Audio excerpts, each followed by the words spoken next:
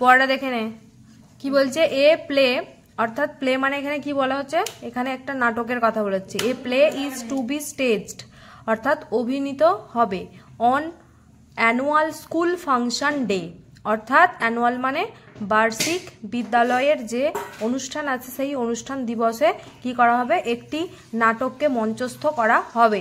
এবার এখানে ওয়ার্ড্রপে দেওয়া হয়েছে স্টেজড মানে কি এনাক্টেড, স্টেজের একটা সিনোনিম দেওয়া হয়েছে এনাক্টেড। মেন শব্দ STAG স্টেজ, সেখানে ইডি যোগ হয়েছে অর্থাৎ এটা পাস্ট ফর্মে আছে, তাই তো। আর এনাক্টেড মানে একই অর্থ বোঝাচ্ছে অর্থাৎ যেটা অভিনয় করা হবে বা মঞ্চস্থ করা হবে।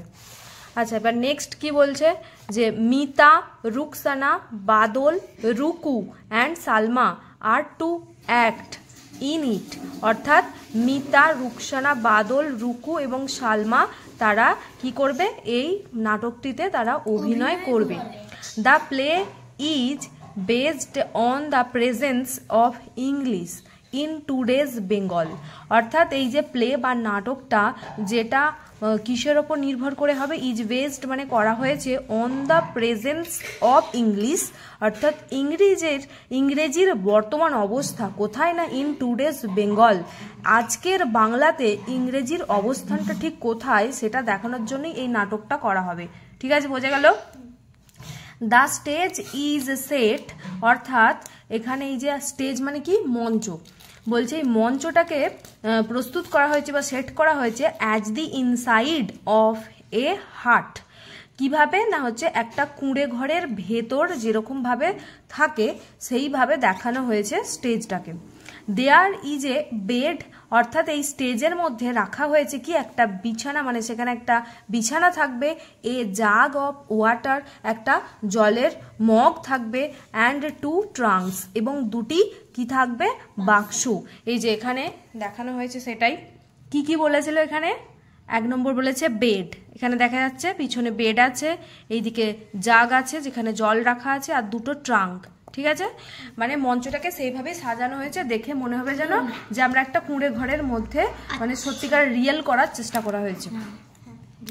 আচ্ছা নেক্সট এবার কি আছে, মাদার অ্যান্ড হার ডটার মা এবং তার মেয়ে আর সিটিং বসে আছে অন এ ফ্লোর ম্যাট একটা মেঝেতে বিছানো মাদুরের ওপরে বসে আছে। ঠিক আছে, নেক্সট এবার কি বলছে, দ্য ডটার ইজ ব্রেডিং অর্থাৎ মেয়েটি কি করছে, বিনুনি করছে।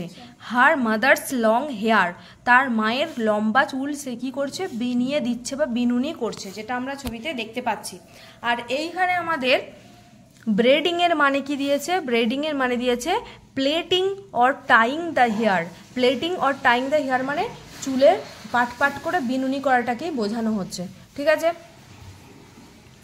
নেক্সট কি বলেছে, এ কম্ব লাইজ বাই হার অর্থাৎ একটি চিরুনি রাখা আছে মেয়েটির পাশে। এই যে হার মানে এখানে মেয়েটির পাশেই রাখা আছে সেটাই বলা হচ্ছে। বিনুনি করতে গেলে কি লাগে, চিরুনি লাগে তো নাকি, তো সেই জন্যই কম্ব রাখা আছে।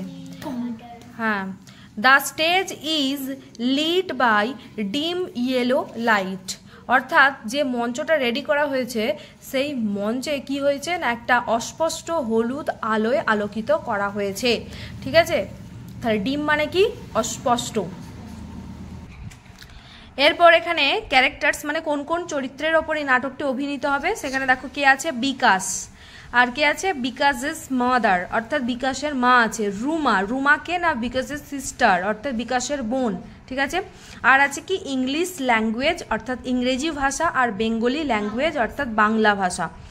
এই কয়েকটি চরিত্রের ওপর এই নাটকটি অভিনয় করা হবে। ঠিক আছে, নেক্সট এবার কি বলছে, মাদার কি বলছেন যে Bikash has been gone for 6 months অর্থাৎ বিকাশ কি হলো না 6 মাস হলো সে গেছে। কোথায় গেছে এবার জানতে পারবো। বলছে I miss my Son very much আমি আমার ছেলেকে খুবই মনে পড়ে বা মিস করি। একদম ঠিক আছে, মনে করি হবে বা চোখে হারাচ্ছে হবে। রুমা বলছে আই মিস হিম টু অর্থাৎ আমিও তাকে খুবই মানে মনে পড়ে মাঝে মাঝে, আমারও তার জন্য মানে মিস করি। But he had to go কিন্তু তাকে তো যেতেই হতো, হ্যাড টু গো মানে কি যেতেই হতো। ইউ নো তুমি জানো, হি হ্যাড টু অ্যাটেন্ড অর্থাৎ তার যোগদান করার ছিল, দ্যাট কি না ল্যাঙ্গুয়েজ লার্নিং কোর্স, অর্থাৎ ভাষা শিখনের একটা কোর্স বা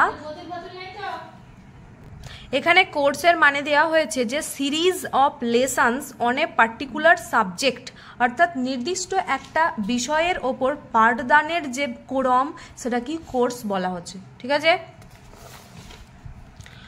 নেক্সট বলছে মাদার বলছেন যে we are Bengalis after all, আসলেই আমরা আসলেই তো আমরা বাঙালি। আই ডোন্ট আন্ডারস্ট্যান্ড, অর্থাৎ আমি বুঝতে পারি না। হোয়াই উই নিড, কেন আমাদের প্রয়োজন। টু লার্ন ইংলিশ, ইংরেজি শেখার আমাদের প্রয়োজনটা কি, মা প্রশ্ন করেছে।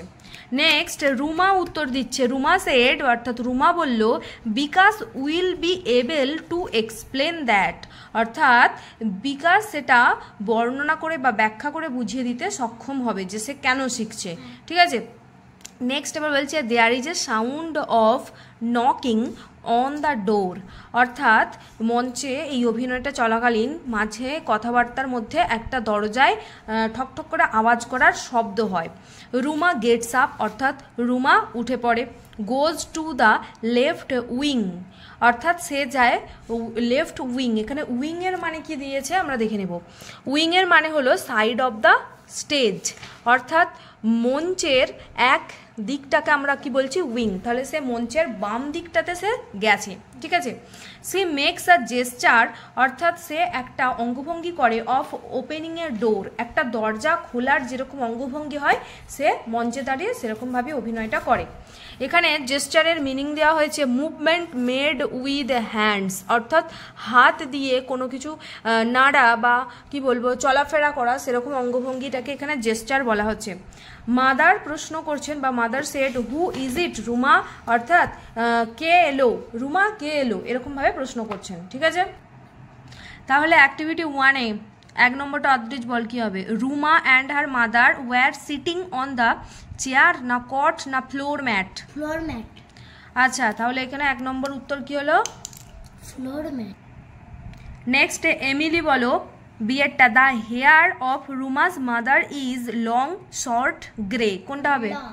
ঠিক আছে, নেক্সট অদ্রিজ বল সিয়েরটা Bikash has been gone for 5 or 6 or 7 months। 6 months, তাই তো।